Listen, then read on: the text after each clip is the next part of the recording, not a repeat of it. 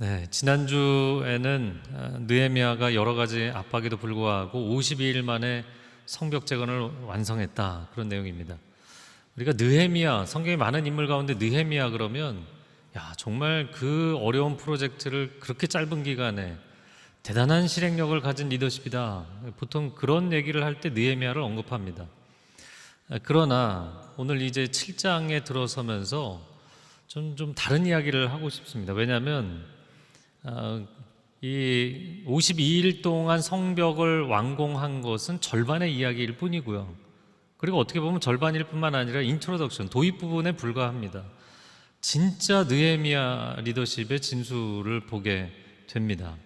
그래서 느헤미야, 일종의 역사 드라마인데 2부가 이제 오늘부터 시작된다, 그렇게 생각하시면 되겠습니다. 우리가 여호수아서 같은 경우도 여호수아 그러면 정복의 리더 이렇게 생각하지만 여호수아 24장 중에 딱 12장이 정복이에요. 나머지 12장은 그 땅을 어떻게 평화롭게 나눌 것이냐, 행복한 공동체를 어떻게 세울 것이냐가 더 관건이었어요. 느헤미야도 마찬가지 상황이었던 것을 보게 됩니다. 자, 1절 말씀 같이 읽어보겠습니다. 성벽을 건축하고 문짝들을 달고 나서 문지기와 노래하는 사람들과 레위 사람들을 임명했습니다. 자, 140년 만에 성벽 재건을 했고 문짝까지 달아서 이제 깔끔하게 다 끝냈어요. 감격적인 순간이죠.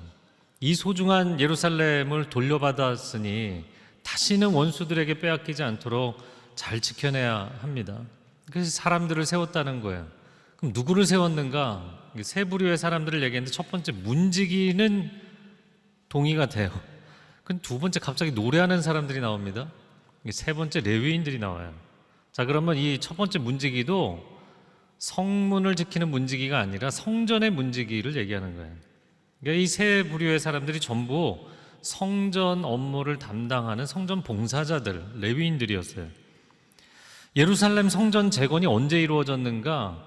기원전 516년입니다. 그리고 나서 느헤미야가 돌아오자마자 성벽을 재건했기 때문에 444년, 516년에 444년이면 72년 전에 제2성전이라고 불리는 수룹바벨이 주도한 성전인 재건이 이루어졌어요. 그러니까 72년 전부터 조석으로 드리는 상번제를 비롯한 성전 업무는 계속 진행이 되어 왔었던 것이죠. 자, 그러면 성벽을 재건하고 나서 지금 느헤미야가 새롭게 파수 조직을 정비한 게 아니라 그냥 예루살렘에 있는 기존의 조직을 갖다 쓴 거란 말이죠. 약간 실망스러워요. 그래서 2절 이하를 이제 계속 13장까지 봐야 되는데 전체 큰 그림을 좀 볼 필요가 있습니다. 느헤미야도 완공된 성벽을 바라보면서 굉장히 감격스러웠을 것입니다.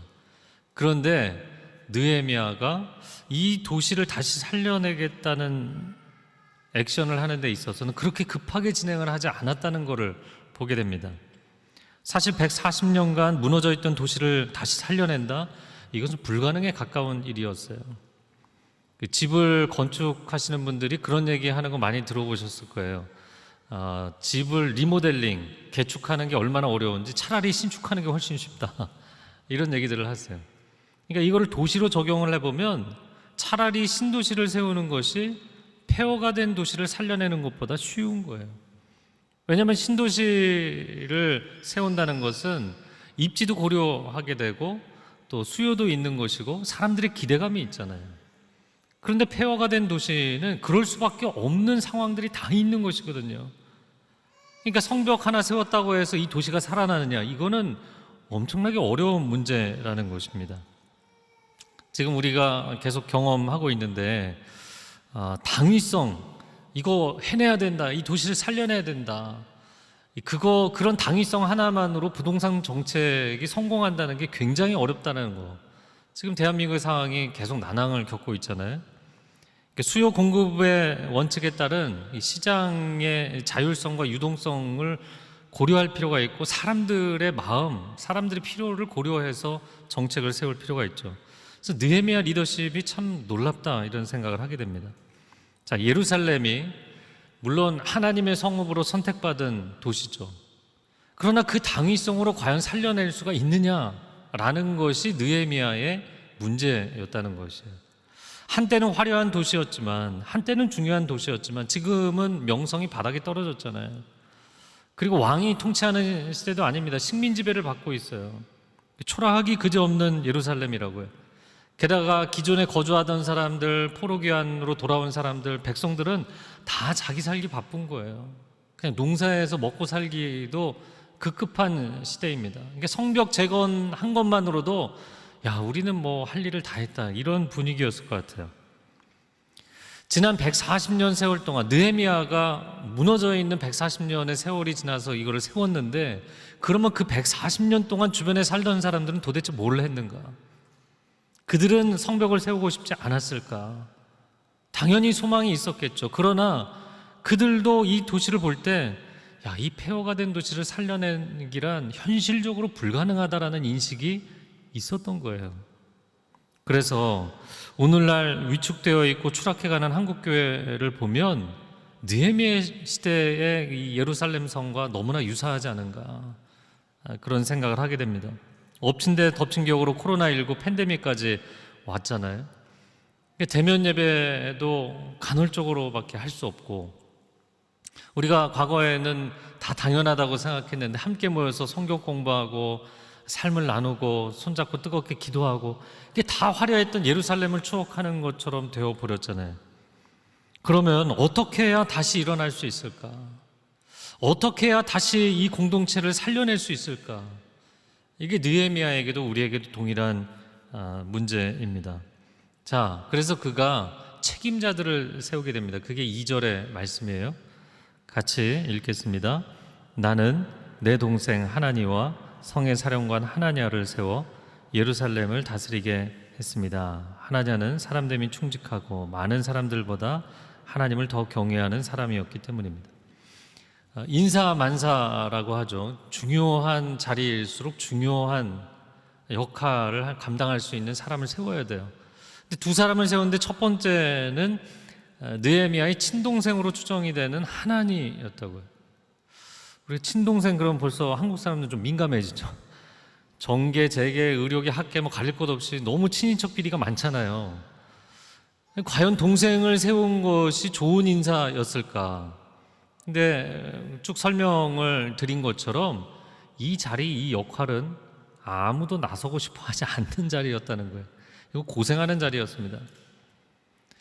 동생 하나니를 처음 언급한 것은 느헤미야 1장 2절이었죠. 이 페르시아 제국에서 예루살렘까지는 뭐 수천 킬로라고요. 그 먼 거리를 직접 찾아가서 폐허의 상황을 보고 돌아와 자기 형에게 이야기해줘서 형의 마음에 불을 붙였던 사람이 하나니였어요. 그러니까 이 성벽 재건은 느헤미야만 바라보지만 52일 동안 성벽 재건, 이걸 가능하게 했던 것은 형제가 함께 이루어낸 일인 것이죠. 그러므로 동생이기 때문에 세운 것이 아니라 하나님의 도시에 대한 열정을 갖고 있었기 때문에 세운 것입니다. 또 한 사람은 하나냐였습니다. 그에 대해서 성의 사령관이다. 그러니까 이미 그 성을 파수하는 조직의 총책임자로 일하고 있었던 사람이에요. 자, 그러면 느헤미야가 왜 하나냐를 연임시켰을까? 여러분, 새술은 새 부대, 새로운 프로젝트는 새로운 책임자를 세워야 분위기가 새로워지는 거잖아요. 근데 연임을 시킨 이유가 무엇일까? 이미 그가 예루살렘의 지형에 대해서나 파수하는 일에 대해서 경험이 있기 때문에, 경험치 때문에 안전한 선택을 한 것일까? 자, 근데 오늘 본문은 하나냐를 선택한 이유에 대해서, 그의 실력이나 경험에 대해서 한마디 언급이 없어요. 그의 충직한 성품과 하나님을 경외하는 참 신앙, 이 두 가지를 보고 세웠다, 이렇게 이야기를 합니다. 그러니까 이 두 사람을 세운 느헤미야는 가까운 사람이라 세운 것도 아니고 안전한 선택이라서 결정한 것도 아니었어요. 예루살렘 공동체, 더 나아가서 하나님 나라 공동체에 애정과 충성심을 갖고 있는 이 심장이 뜨거운 사람들을 리더로 세운 것입니다. 여러분, 어떤 조직이나 단기적으로 보면 실력 있고 경험치 있고 화려해 보이는 사람들이 좋을 것 같잖아요. 근데 장기적으로는 좋지 않아요. 이유는 뭐냐면, 장기적으로는 그런 사람들이 쉽게 떠나는 것이 항상 공동체보다 자기가 더 중요하기 때문이에요. 그런데 묵묵히 소리 없이 섬기는 사람들은 단기적으로는 빛이 나지 않지만 장기적으로 정말 위태로운 때 목숨 걸고 성을 지키고 공동체를 지키는 역할을 하게 됩니다. 기업에서도 공동체에서도 또 여러분 리더로 간부로 일하시는 분들 꼭 기억하시면 좋겠어요. 실력 있고 화려하고 반짝거리는 사람 너무 좋아하실 필요가 없습니다. 물론 필요한 사람들이죠. 그러나 자연광은 은은해도 오래가게 돼 있고요.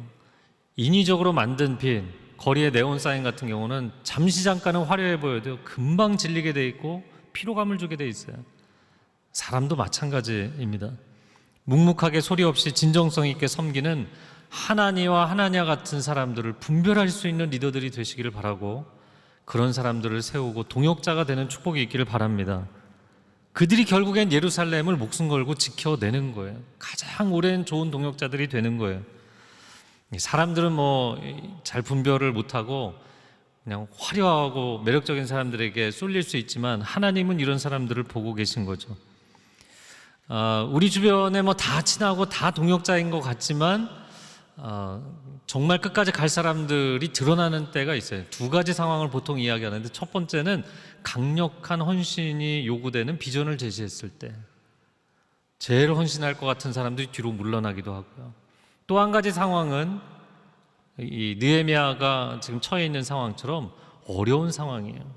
계속해서 장기간 아주 어려운 상황이 지속될 때 그때 끝까지 누가 남을 것이냐.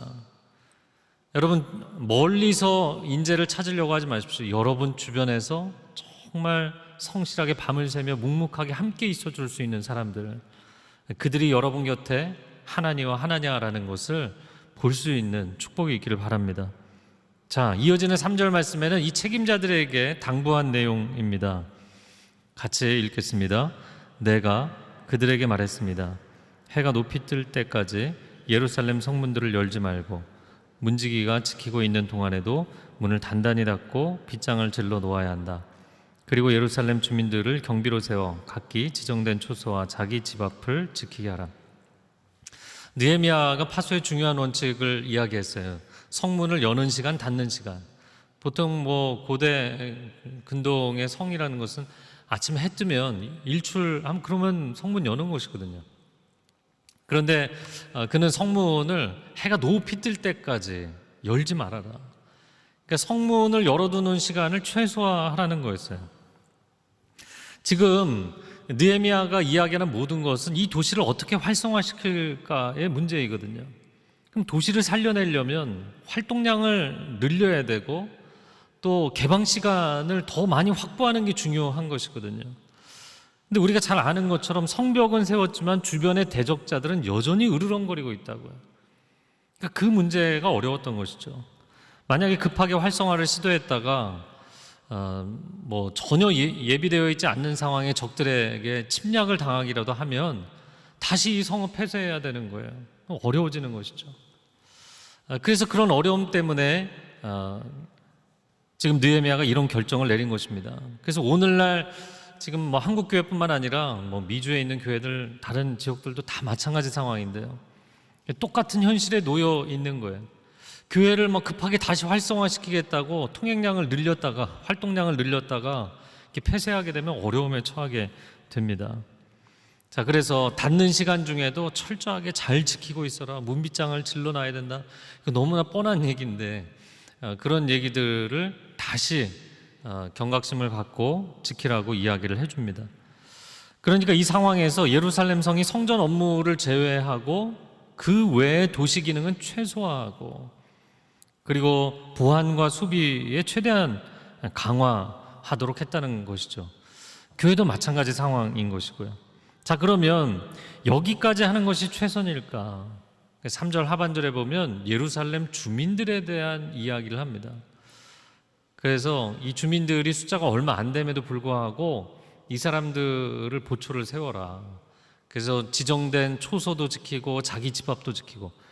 여러분, 예루살렘이라는 이 폐허가 된 도시의 주거지를 삼고 살고 있다는 것만도 불안한 거였어요. 그런데 자기 집만 지키는 것이 아니라 초소까지 지키라. 그러니까 2배의 헌신, 200%의 헌신을 요구했던 것이죠. 저는 이거를 보면서 느헤미야가 당장에 갑자기 통행량을 늘린 것도 아니고 또 이주 정책을 시행한 것도 아니고요. 이벤트성의 부양책을 시도하지 않았다는 거예요. 그러나 그가 중요하게 생각한 것은 현재 그들에게 주어진 상황에서 200% 최선을 다하는 것. 예루살렘 안에 있는 그 주민들이 200% 헌신할 수 있도록 만들었다는 거예요. 지난 3월부터 지금에 이르기까지 모두가 같이 필사하고 비대면 상황에서 우리가 할 수 있는 최선을 다했잖아요. 또 사르바 프로젝트를 통해서 직접 찾아가지 않아도 쌀을 어려운 이웃들에게 전하고, 그것이 얼마나 감사한지 모르겠어요. 또 대학 청년 본부에서 아우니치를 매년 여름마다 굉장히 많이 갔었는데 올해는 갈 수가 없잖아요. 그러니까 온라인상으로 선교사님들 격려해드리고 또 튜터링 커넥트, 개인 교습을, 왜냐하면 선교지도 팬데믹 때문에 자녀들이 학교를 못 가고 몇 달째 집에 있는 거예요. 답답하죠. 그래서 한국에 있는 대학생 형, 누나, 오빠, 언니들이 공부 가르쳐 주는 거예요. 제가 그거 보고 야, 정말 좋은 아이디어다 그렇게 생각을 했는데, 이게 선교사님들 또 자녀들도 너무 인기가 있어갖고요, 여름에 끝내려고 그랬는데 못 끝내고 계속 하고 있어요. 우리 대학 청년들 얼마나 또 대학부 지체들에게 감사한지 모르겠습니다. 그리고 차세대에서도 우리 아이들을 만날 수 없는 상황인데도 차 몰고 가서 그냥 드라이브스루로 아이들을 신방하고 또 여기 가족들 오셔서 교재와 선물 나눠주고 얼마나 열심히 최선을 다했는지 모릅니다. 우리 대학 청년본부 또 차세대 본부 한번 박수로 격려해 주시면 좋겠습니다.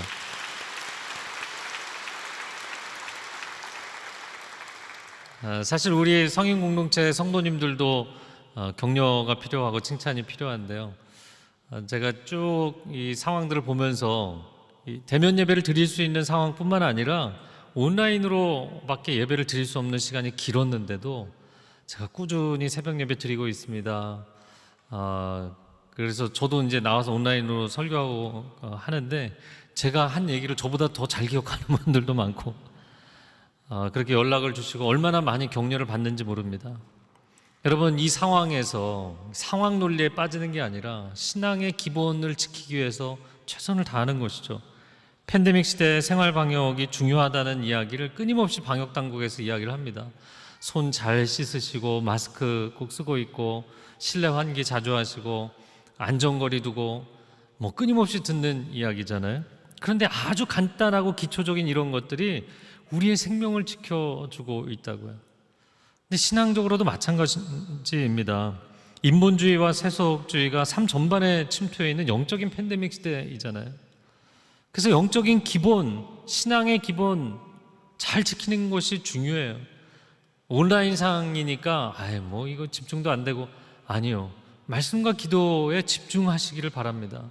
온라인상이기 때문에 난 그냥 대면 순모임 할 때 다시 나가겠습니다. 그리고 순모임 안 하시는 분들도 계신데 그렇지 않습니다.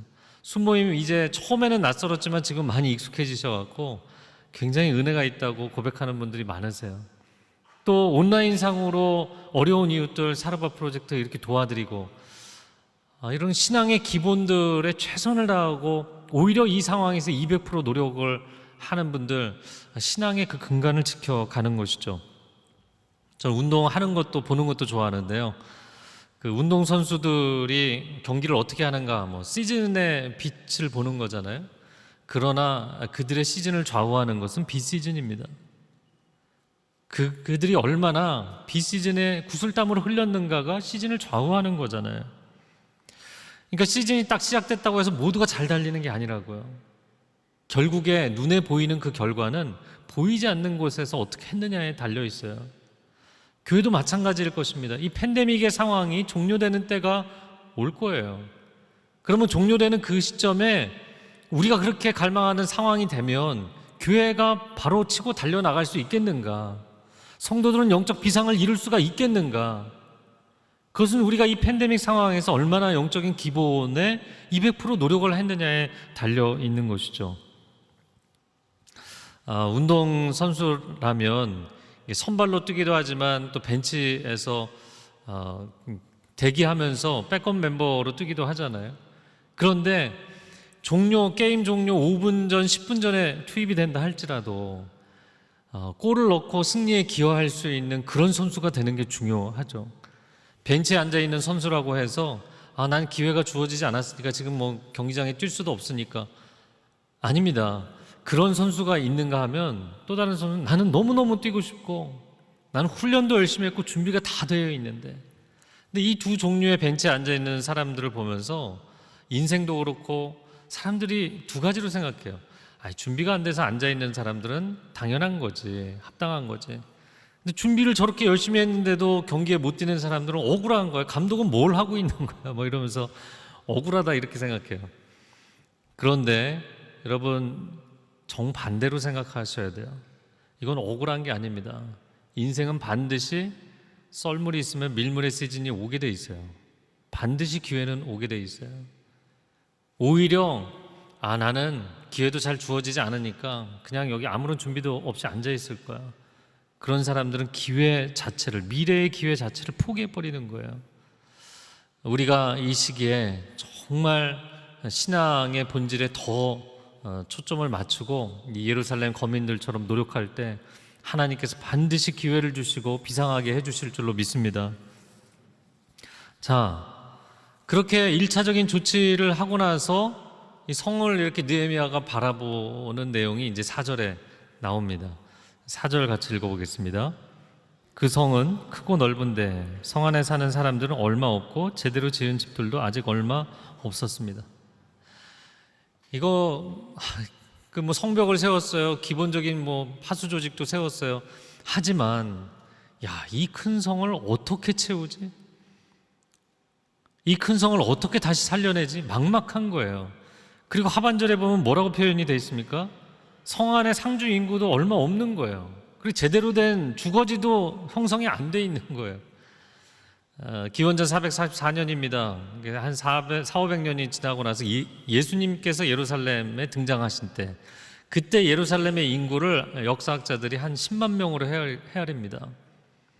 그리고 6월절이 되면 한 20만 명이 몇 달 동안 상주를 했어요. 이게 어느 정도 규모인가? 당시에 로마 제국 시대죠. 아시아 지역의 가장 큰 도시, 가장 유명한 도시가 에베소였는데 에베소의 상주의 인구가 25만 명이었어요. 거기는 또 해안가에다가 평지잖아요. 근데 이스라엘이라는 작은 나라에 남부 유다 산악지대 산 꼭대기에 있는 도시가 10만 명, 20만 명이면 굉장히 큰 도시예요. 국제적인 명성이 있는 도시입니다. 자, 그런데 느헤미야 시대에는 상황이, 현실이 완전히 밑바닥이었다는 것이죠. 도시는 큰데 성벽은 세웠는데 사람은 없고 살만한 곳도 안 되고, 이상과 현실의 괴리, 이제 어떻게 할 것이냐, 어떻게 살려낼 수 있겠느냐, 이것이 느헤미야의 과제였어요. 자, 이것은 도시 방어적인 측면에서도 어려운 문제입니다. 우리나라가 인구 절벽 시대가 온다고 다들 우려하고 있는데, 지금 뭐 많은 분들이 뭐 부동산에 투자한다 이러고 있지만 20년, 30년 지나면 폭락하는 때가 반드시 올 거예요. 왜냐하면 살 사람이 없기 때문에. 그 집에 들어가 살 사람도 없고 그 부동산에 살 사람도 없고. 저만 재밌어하네요. 너무 비본질에 헌신하며 살지 마시라는 거예요. 자, 나라는 국민이 있어야 국방이 가능해져요. 그 나라 사람들이 그 나라를 지키는 거예요. 그런 점에서 도시 인구를 확보한다는 건 필수적이거든요. 멋있고 화려한 집을 세워보십시오. 들어갈 살 사람이 없으면 그냥 폐가로 남는 것입니다. 사람들이 오늘날 부동산에 그렇게 혈안이 돼 있지만 집은 본질이 아닙니다. 집은 껍데기입니다. 결국에 진짜 집은 가족이에요. 그 안에 살아가는 사람들이 어떤 공동체를 세우느냐입니다. 교회도 마찬가지죠. 건물이 교회가 아니고 어떤 사역 조직이 교회가 아닙니다. 하나님을 신령과 진정으로 예배하는 예배자들, 그리고 서로를 형제자매로 부르고 있는 가족 공동체, 이 성도들이 진짜 교회의 본질이라고요. 이런 상상을 해봅니다. 천국이 왜 천국일까? 여러분, 질병도 없고 화려하고 상급이 있고 그래서 천국인가요? 그건 전부 이 땅의 관점이죠. 유물론적인 관점이에요. 천국이 천국인 것은 하나님이 거기 계시기 때문이에요. 공간의 문제가 아니라 그 공간에 누가 있느냐의 문제입니다. 그럼 정반대로 하나님께도 천국이 즐거운 천국이 되는 것은 사랑하는 우리가 구원받고 회복되어 그 자리로 갈 것이기 때문이에요. 그래서 우리가 이렇게 예배당에서 주일 예배를 드리는 건 너무나 감사한 것이죠. 천국에 하나님의 자녀들이 가득하게 되기를 소망하고 또 이 예배당에도 안전해져서 성도님들이 안심하고 달려올 수 있게 되기를 소망합니다. 자, 느헤미야가 막막한데 이제 뭘 해야 되지? 그 첫 번째가 5절과 6절에 나옵니다. 같이 읽어보겠습니다. 그런데 하나님이 내게 귀족들과 관리들과 일반 백성들을 모아 종족별로 인구를 조사할 마음을 주셨습니다. 마침 나는 처음 돌아온 사람들의 족보를 찾게 됐는데 거기에는 다음과 같이 적혀 있었습니다. 이들은 바벨론 느부갓네살 왕에게 포로로 잡혀간 사람들 가운데 다시 고향으로 돌아온 사람들입니다. 그들은 예루살렘과 유다로 돌아와 각기 자기 마을로 갔습니다. 인구조사를 해야겠다. 그래서 여러분 그냥 보지 마시고 앞에 성벽 재건과 비교를 해서 보시면 조금 이상한 거예요. 성벽 재건 때는 며칠 밤에 딱 상황 파악하고 비전 선포하고 바로 달려갔잖아요. 그래서 2달도 안 돼서 끝내버렸다고요. 그런데 이 도시를 어떻게 살려낼까 이 문제에 관해서는 아주 느린 템포로 가고 있는 거예요. 그래서 느헤미야를 보면서 이 도시가 당연히 당위성이 있으니까 이 중요한 도시를 살려내자, 인구 이주 정책을 펼치자 이런 접근을 하지 않았어요. 그냥 곳곳에 흩어져 있는 유다인들의 인구 분포도 상황 파악, 현황 파악부터 해보자. 그리고 오늘 본문이 등장을 하는 거예요. 그리고 나서 예전 사람들, 귀한 자들의 족보를 발견했다 이렇게 되어 있는데 우리가 좀 시간을 명시할 필요가 있습니다. 이 처음 돌아온 사람들, 느헤미야서 앞에 책이 에스라서이잖아요. 에스라서 2장에 보면 오늘 본문의 7절에서 73절까지의 명단이 그대로 적혀 있어요. 1차 귀한 자들은 바벨론에 끌려갔다가 1차로 돌아온, 기원전 536년에 돌아온 사람들인데 이 사람들이 전부 고향 땅으로 갔다는 거예요. 당연하지 않겠습니까? 예루살렘은 폐허가 되어 있고 아무런 매력이 없잖아요. 메리트가 없어요. 그리고 선조들이 물려준 땅에 가서 사는 것이죠. 그래서 7절에 보면 그들의 지도자는 총독 수룹바벨, 대제사장 예수와 3차에 걸쳐서 귀환했는데 9만 5천 명이 돌아왔어요. 많을 것 같지만 수십 개 도시로 흩어지면 몇 안 되는 숫자입니다. 자, 우리가 이 정도 봤을 때 그냥 궁금해서 과거의 자료를 참고했나 보다 이 정도 생각할 수 있는데 저희 설교 준비하면서 저도 늘 그렇게 보다가 너무너무 이 느헤미야 리더십에 감동을 받았어요. 그 이유는 1차 기환이 기원전 536년이에요. 536년에 1차 기환하고 20년 애를 써서 516년에 성전 재건하고 444년에 성벽을 재건했으니까 여러분 무려 92년 전 자료를 보고 있는 거예요. 자, 지금 살고 있는 사람들의 현황을 파악하는데 92년 전 자료를 보고 있다고요. 게다가 오늘 본문에 그대로 명단을 다 옮겨 적었다는 게 무슨 얘기인가요? 대충 훑어보지 않았다는 거예요.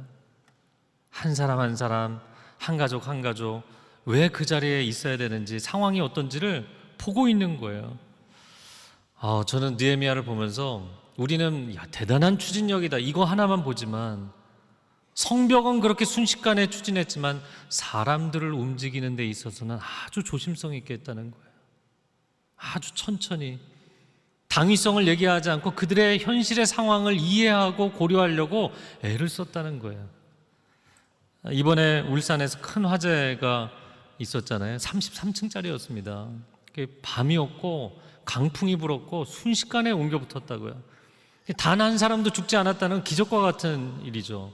우리가 뉴스를 통해서 봤지만 다 주민들이 대피하면서도 옆에 집 다 문 두드려서 같이 나가고 완전히 빠져나와서 나는 이제 목숨 건졌다 주저앉아 있지 않고 아는 주민들 다 연락해서 지금 몇 층에 사람이 고립되어 있습니다. 살려내야 됩니다. 제가 그거 보면서 두 가지를 느꼈는데 첫 번째는 한국 사람들 하여튼 성격이 급하고 똑똑하다. 그리고 두 번째는 다 자기 혼자 살아남겠다고 하는 시대였던 것 같은데 정말 그래도 살만나는 세상이구나. 여전히 사람들이 서로를 돌보는구나. 이런 거를 볼 수가 있었어요. 자, 여러분, 그런데 그런 세상을 보면서 교회가 참 회개하고 우리 자신을 돌이켜봐야 돼요. 과연 우리는 어떻게 하고 있는가? 이 팬데믹 위기, 불길 같은 그런 위기 아니겠습니까? 이 팬데믹이 장기화되고 우리는 포스트 코로나 시대에 진입했다고 이야기를 합니다. 과연 우리는 우리 자신만 살겠다고 신앙생활을 어떻게든 지키려고 애를 쓰는지, 우리 주변에 신앙의 줄을 놓친 사람들, 어려운 사람들을 돌보고 있는지, 그들도 함께 살려내기 위해서 애를 쓰고 있는지. 네, 이 설교 준비하면서 다시 한번 회개했는데요. 온누리교회 우리가 이전에 예배 드릴 때 매주일 새가족들이 수십 명씩 오시거든요. 많은 좋은 사역들을 했지만 제 마음 가운데 가장 하나님께 죄송하고 안타까운 것은 새가족 사역이었어요. 물론 사역자들 열심히 하시고 각 공동체에서 잘하는 분들도 많아요. 근데 가끔가다 저에게 안타깝게 얘기하시는 분들 얘기를 들으면 너무너무 죄송한 거예요. 제가 주소지도 써내고 배정해달라고 요청했는데 반년째 연락이 안 옵니다. 그러면 저한테 그 주소 다시 주세요. 제가 말씀해 놓겠습니다. 연락 꼭 해주실 겁니다. 제가 연결까지 해놨는데도 3개월이 지나도 4개월이 지나도 또 연락이 안 옵니다. 그러면요, 제가 그분 뭐라고 얘기를 할 수가 없어요. 우리는 정말 한 생명을 소중하게 생각하는가? 그 한 사람이 그 자리에 오기까지 어떤 결단의 시간이 있는지 몰라요. 어떤 분들은 5년째, 10년째 2층, 3층에서 예배만 드리다가 그래도 이젠 내가 가야지. 그리고 새가족반 오시는 분들도 있거든요.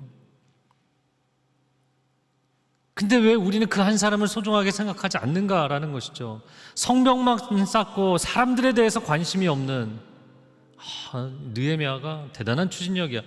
여러분, 교회가 많은 사역을 하지만 결국에는 사람 살리기 위해서 사역하는 것이잖아요. 제가 밴쿠버에서 2009년에 왔을 때 이제 여호수아 청년부 담당했거든요. 그런데 이제 예배도 부흥하고 새가족들도 많이 왔어요.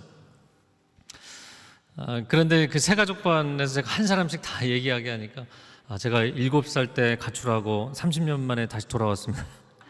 7살 때까지 교회 다니다가 30년 안 다니다가 돌아오고 너무너무 반가운 거예요. 잘 왔다고, 정말 잘 왔다고. 근데 여호수아 청년부 처음 오니까 임원진이 그러더라고요. 담당 목사님이 1주차에 가서 1주차 새로 온 청년들에게 환영 인사하는 시간이 있다고. 알겠다고 가겠다고. 그리고서는 제가 새가족반에 가서 이제 청년들이 믿음홀에 꽉 차서 앉았는데 제가 맨 뒤에 앉았어요. 제 순서가 올 때까지. 근데 사회 보는 청년이 그러는 거예요. 여호수아 담당 목사님이 오셨습니다. 뜨거운 박수로 환영해 주십시오. 제가 끝나고 불렀어요. 앞으로 절대로 그렇게 소개하지 말라고. 그들이 나를 박수 쳐주려고 기다리는 게 아니다. 내가 그들을 박수 쳐주고 환영해 주는 것이지. 우린 지금 주인공이 누군지를 모르는 것이다. 여러분, 오랜 눈물의 시간이 지나서 그 새가족반에 옵니다. 그 한 생명이 너무나 소중합니다. 순모임도 소중하죠. 순모임들 가족과 같이 잘 하시는 분들 많아요. 그런데 순모임 2주, 3주 이렇게 사정이 있어서 빠지셨는데 아무도 연락이 안 오는 경우들, 그래서 저한테 도움을 청하는 분들, 우리 한 생명을 살려야 됩니다. 무너진 성벽 2달이면 뚝딱 세울 수 있어요. 그러나 무너진 사람들의 심령을 회복하는 데는 오랜 시간이 걸린다고요. 우리 주변에 지쳐있는 사람들, 교회에 대해서, 주님에 대해서 마음이 멀어진 사람들, 여러분 꼭 생각나는 분이 있으면 오늘 기록해 두시고 기도하시고 연락하시면 좋겠어요. 전 느헤미야를 보면서 지금 나와 함께하는 동시대 사람들의 마음을 움직이고 싶은데 92년 전 명부를 뒤적이고 있잖아요. 이런 사람도 있는데 우리는 성벽이 아닌 사람들을 세워야 합니다. 그것이 교회의 본질입니다. 이 시간 함께 기도하겠습니다. 우리 가슴에 손을 얹고 기도할 때, 하나님, 우리가 어려운 시기에 정말 교회의 본질을 회복하게 하여 주옵소서. 신앙의 본질 그리고 사랑의 본질을 회복하는 공동체가 되게 하여 주옵소서. 함께 통성으로 기도하겠습니다. 사랑하는 주님, 우리에게 이 팬데믹의 상황도 교회의 본질을 회복하라고 하나님께서 주시는 기회인 줄로 믿습니다. 한 영혼을 소중하게 생각하고 우리 주변의 이웃을 소중하게 생각하고 나 혼자만 살아남는 것이 아니라 서로를 향하여서 축복하고 중보하여 기도하고 격려하고 사랑을 나누고 섬김을 나누는 시간이 되게 하여 주시어서 하나님, 우리의 순모임, 우리의 공동체가 그리스도의 사랑으로 충만한 공동체를 회복하게 하여 주시옵소서. 우리의 가정이 그리스도의 사랑이 충만한 공동체를 회복하게 하여 주시옵소서. 한 사람 한 사람, 가정에서, 기업에서, 그리고 일터에서, 교회에서 하나님의 마음을 품고 느헤미야의 눈물과 사랑과 정성을 가진 리더들이 될 수 있도록 하나님 역사하여 주시옵소서. 하나님의 선한 일들이 공동체 미담으로 퍼져나갈 수 있는 축복이 있게 하여 주옵소서. 오 주님, 감사합니다. 느헤미야의 영적인 장벽을 뚫고 나가는 돌파력뿐만 아니라 사람들을 소중히 여기는 그 진실한 섬김의 리더십이 우리 안에 있게 하여 주옵소서. 그래서 이 어려운 시기에 정말 교회 공동체의 본질을 회복하는 축복이 있게 하옵소서. 예수 그리스도의 이름으로 기도합니다.